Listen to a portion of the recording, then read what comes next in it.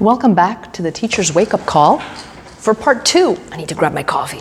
For part 2 of teaching with AI. Right, so in this episode, I am going to talk about experiences that I've had dealing with students who chose to use AI. So now, I want to be clear. I'm very open-minded when it comes to the use of technology in class. I remember, must have been like in 2018, because I was still in my older school, like Burling. Shout out to the Bobcats again, like love them. My heart is a Bobcat. You know, you spend 18 years there. You kind of develop roots. Anyway, I digress. So, cell phones were becoming a real thing. Dare I say a nuisance? Yes. But I always said to myself, why fight it when you can be strategic about it? And I would allow students to have their cell phones in class, but, don't hide it. You've got your phone, put it on the desk, and I'm going to call you out if you're being distracted by it. You want to listen to music while you are focusing and doing a reading assignment? Absolutely. But if it takes you like 20 minutes to create your playlist, you're doing it wrong. Okay? I would be clear. If, I wasn't trying to enable students to use their phones, but I would say, this is my time. My class time is my time. And if you are using your phones to distract yourself, to play games, to prevent you from doing your work or from learning, that's where I draw the line. And I made that very clear. And especially in the last few years when I was at that school, so circa 2017, 2018, around those years, it was abundantly clear. And I even made a video about it, about how there was a kid who said that he was allowed to use his phone because being in class was his time. And I went, excuse me? This is your time. Let's discuss. Of course I didn't discuss. I lost my proverbial mind. I went mental. And by the end of the class, I kicked him out. I said, you're going to the office, excuse me. And I got support. The other students supported me. The other students we don't know what's wrong with this kid. You made it very clear that we had work to do, and and that's a testament of how clear my expectations were. So obviously since then there have been a lot of developments, and I found that students were using not ChatGPT because it wasn't out yet, but they were using Google Translate a lot to writing essays. So I changed the way that I ask my students to create their work. And I know that there are ways to trace students who are using Google Translate. I know that there are ways, but I'm not comfortable with them, because I basically said, you know what? In grade 11, end of year exam, you are not allowed to use a computer to write your essay. So guess what? Whenever you write an essay in class, you're going to have to write it by hand. And a lot of students will say, but I'm allowed a computer, I have an IEP. And I get that. So I circumvent that little request by saying, you know what? I'm just asking to do one assignment, write it by hand, so I can see how you're writing, so I can understand your writing. And that way, if you're doing a reading comprehension for me, I can understand your writing. Because if reading comprehensions, you're technically not allowed a computer because it's in a book, or, and they understand that and they respect that. And then I say, subsequent writing assignments, you'll use your computer. And that way I can tell, it's like, this is not how you normally write. So, fast forward to about 2024, okay? And ChatGPT is a thing. It is a thing. And where I was teaching at the time, St. Thomas, the Knights, I had a particular group of students who would, instead of being upfront, and I always ask my students, if you're going to use tech, tell me. If you're going to use a platform, a tool that will allow you to translate, to tell me. Tell me. So that way, when I'm reading your assignment and you tell me I used it because I didn't know how to write this in French, I will understand and I will respect it and I will tolerate it because you're accountable.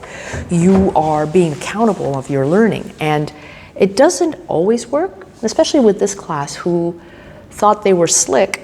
And I had one kid who used words like métacognition and psychopédagogie, and words that were like so advanced. The last time I saw these words were in my university classes, okay? And I said, could you please use this word in another sentence? And I confronted the kid.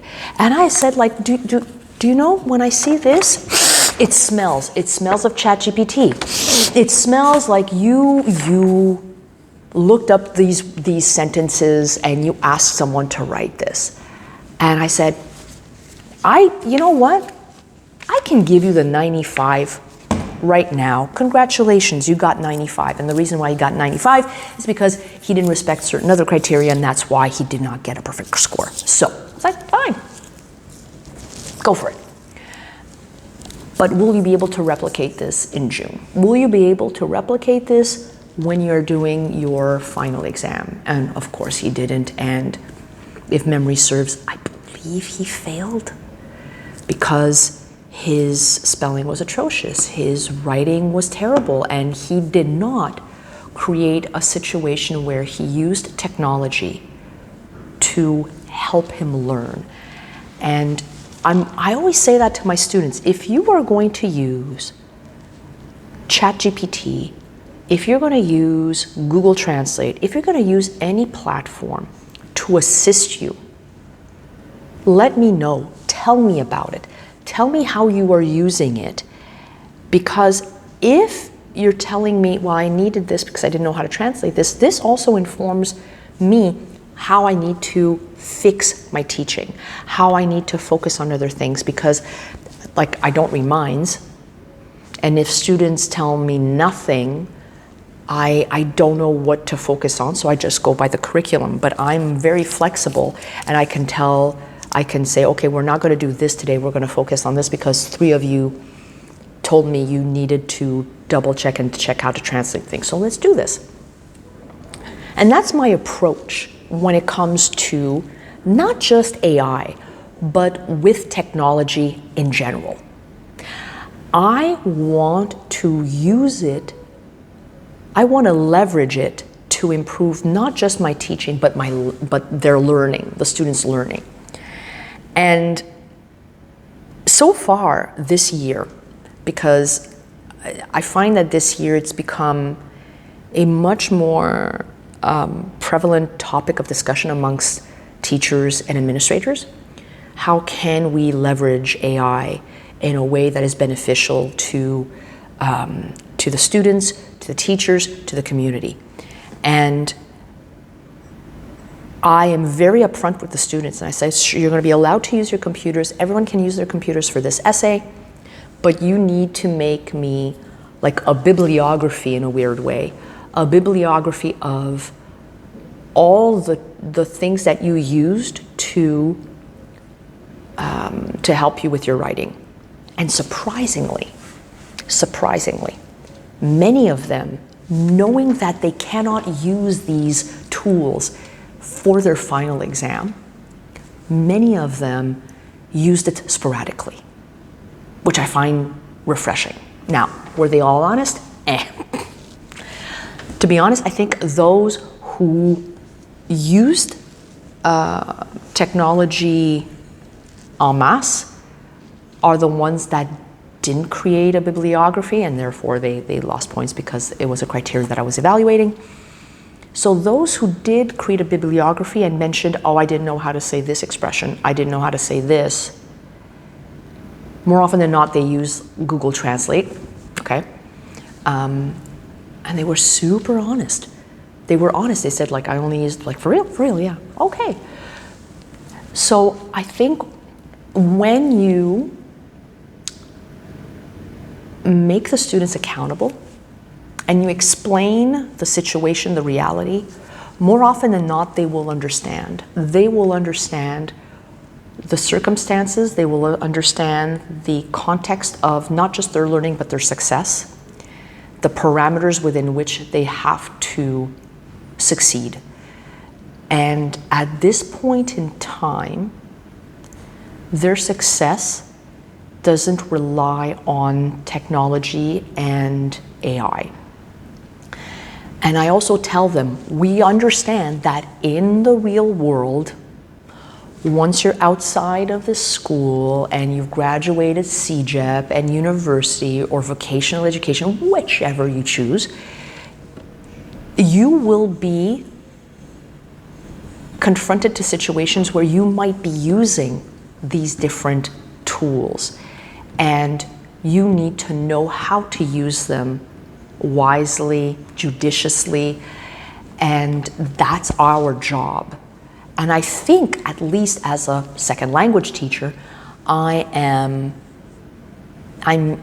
teaching them how to survive without it, while explaining to them how they can use it to improve. Does that make sense?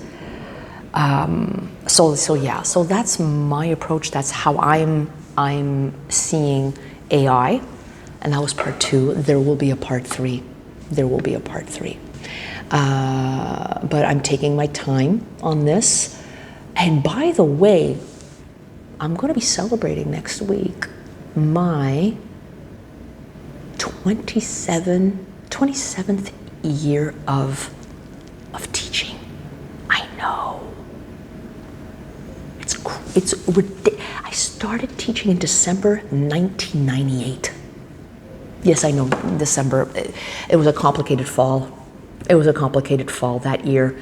Fall of 98 was interesting. Interesting, not in a bad way, but it was interesting because, like, you know, despite me sending out, I don't know how many resumes, I got 0 phone calls. And I only started my career teaching elementary school. But you know what? I will tell that story next week. I will tell that story. I think I've said it already. I think I've shared that story, but I think I'll find a twist to it. I'll find a twist. Have yourselves an awesome day. I don't know if it's snowy over, like where you're listening from, but it's starting, no, I'm not gonna say it's starting to look like this.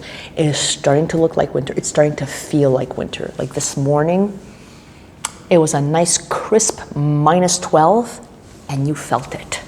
You felt -12 Celsius, because, you know, Canadian. Have yourselves an awesome day.